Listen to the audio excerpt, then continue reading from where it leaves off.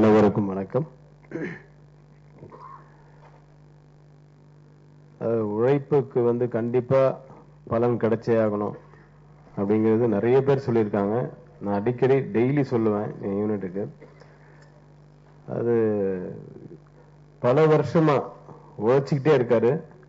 ஆனா இப்பதான் பலனை அனுபவிக்க ஆரம்பிச்சிருக்காரு அருண் விஜய். இன்னும் பலன்கள் இனிமே இன்னும் ஜாஸ்தியா தான் இருக்கும். அது தெரியுது. இந்த பக்கத்துல விஜய் சார் உட்கார்ந்து இருக்கும்போது அவர்கிட்ட சொன்ன அந்த கிளைமேக்ஸ் ஃபைட்ல இந்த உழைப்பு பாருங்க எப்படி தெரியுது அப்படின்னு. கனல் கண்ணன் புழிஞ்சு எடுத்திருக்கான் இந்த ஃபைட்ல. சாங்ஸ் எல்லாமே நல்லா இருக்கு. ஒரு சோறு பதம் சொல்லுவாங்க, இங்க 4-5 சோறு போட்டாங்க. எல்லாமே நல்லா இருந்தது. அருண் விஜய் மிகப்பெரிய லெவல்ல வெற்றி அடையணுங்கிறது இங்க இருக்கவங்க எல்லாருடைய மனசுலயும் இருக்கிற ஒரு ஆசை. அதாவது மேல உட்கார்ந்து இருக்கவங்க மஞ்சிகா முதற்கொண்டு எல்லாருக்குமே அருண் விஜய் லெவலுக்கு வரணும் அப்படின்றதுக்காக அந்த பேர் வச்சாங்களா இல்ல சென்டிமெண்ட்டுக்கு வச்சாங்களான்னு தெரியல. இந்த பேர் வச்சதுக்கு அப்புறம் மலைமலையில இருந்து அவருக்கு ஒரு ஏறுமுகமாக தான் வந்துட்டு இருக்கு எல்லாருமே. அது மட்டும் இல்லாம அது கூட பேக்ரவுண்ட் ஏதாவது உழைக்கணும்ன்றது ஒரு interest not only for the artist, even the technicians, producers முதல் கொண்டு எல்லாமே. வெங்கடேஷ் எல்லாம் நிறைய படங்கள் பண்ணிட்டாரு. பட் இன்னும் ஏதாவது பண்ணணும், புதுசா பண்ணணும்ன்றது அந்த உள்ளுக்குள்ள இருக்கிறது தான் அந்த கலைக்கே உரிய ஒரு அழகு. அதுதான் நமக்கு தேவை. அது இந்த இன்விடேஷன்ல இருந்தே தெரிஞ்சது. பிரமாதமான ஒரு இன்விடேஷன் பார்த்தோன்னே சரி கண்டிப்பா ஃபங்க்ஷனுக்கு போயே ஆகணும் போல இருந்து மருத்துவ. இன்னைக்கு ஆக்சுவலா ஒரு மீட்டிங் அதை கேன்சல் பண்ணிட்டு கொஞ்சம் போஸ்ட்போன் பண்ணிட்டு வந்திருக்கேன். நிஜமாவே அந்த இன்விடேஷன் பார்த்தோன்னே டெஃபினட்டா உங்களை நேர போய் வாழ்த்தணும்னு தோணுச்சு. அது இல்லாம என்னுடைய நண்பர் பிஸ்தா ஒருத்தர் இந்த படத்துல இருக்காரு. அந்த பிஸ்தால பார்த்த மாதிரியே இருக்காரு. இன்னும் நடுவுல மத்த வேற கொஞ்சம் பிஸ்தாக்கு போன்ற பாதாம் அப்படின்னு சொல்லுவாங்க. அந்த ரேஞ்சுக்கு நான் வேற எதுவும் தப்பா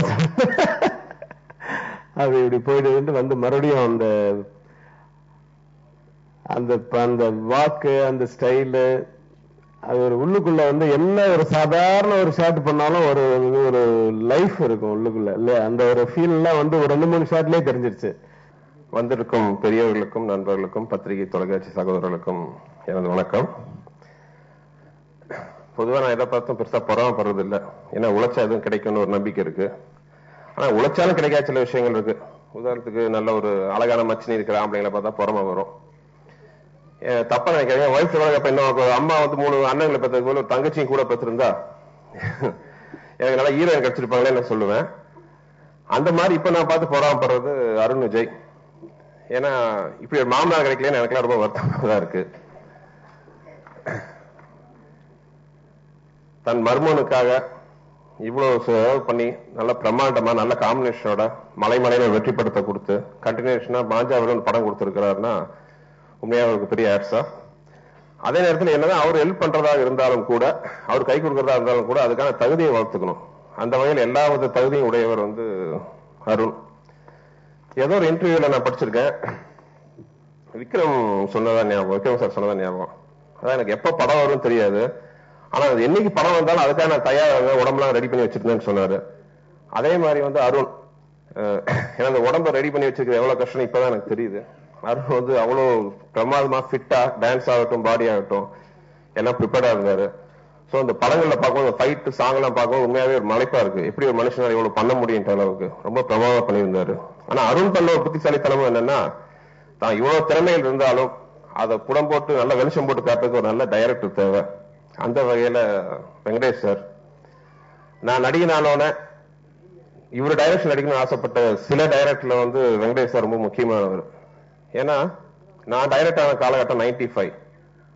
அப்ப என் கூட வந்த டைரக்டர்ஸ், அந்த காலகட்டத்தில் வந்த டைரக்டர்ஸ், எனக்கு முன்னாடி அப்போ டைரக்டர்ஸா இருந்தவங்கள பாத்தீங்கன்னா இப்ப வெகு வரல விட்டு எண்ணக்கூடிய வெகு சிலர் தான் இப்போ ஒரு கமர்ஷியலா பீக்ல இருக்காங்க.